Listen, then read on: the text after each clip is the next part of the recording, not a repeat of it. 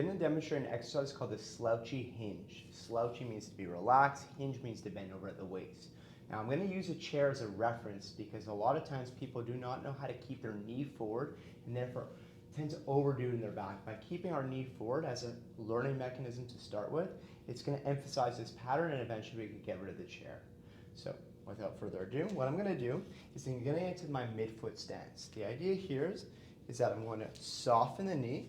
And you'll notice my ribs are behind. I want to bring my rib cage and my head on top of my foot. So I'm not losing any height yet, but I'm just coming forward so that it feels like all the weight's in the front of my foot and the heel feels like it's about to come off, but it's not coming off. From there, I could just bring the chair over here, but I should still feel like I'm on the front foot, and this back foot is very, very light. Now, I'm going to relax. And I'm going to place, if my left foot is forward, I want to put my left hand on my bum here. Now my knee is not allowed to bend anymore.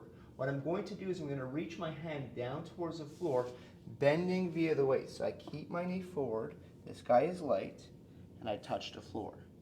Now all the weight's in my toe knuckle region, my heel feels light. Now what I'm going to do is keep my nipple line down. I'm going to keep everything on top relaxed, and I'm going to push my foot into the floor, and I'm going to push, push, push, thinking about the hip coming forward to the front of the chair. Now notice how the nipple line didn't pop up. So as I go down, I'm reaching down. I'm like a sprinter. My left foot is forward, my right hand reaches down. I push the floor, and I bring my hip through. Now commonly what people are going to do is either on the way down or the way up, the knee's going to want to come off the chair. So they go like this, and then they're shooting their hips too far back, and then they stand up, and again, it's more of an excessive back extension rather than a hip extension to drive me forward.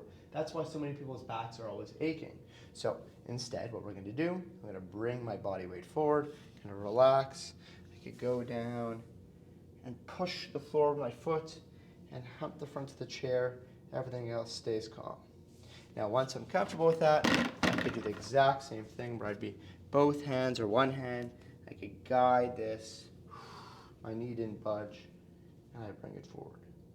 All right? So work through about 6 to 10 repetitions on each side, keeping the upper body nice and relaxed. We don't want to feel our lower back working. If this is new to you, you'll feel your calf, your quad, your hamstring, your bum, new parts working that you wouldn't expect because we're really, really emphasizing the idea that the legs should be doing all the work while the back stays nice and relaxed. Give it a shot, and that's how you work your body from the ground up.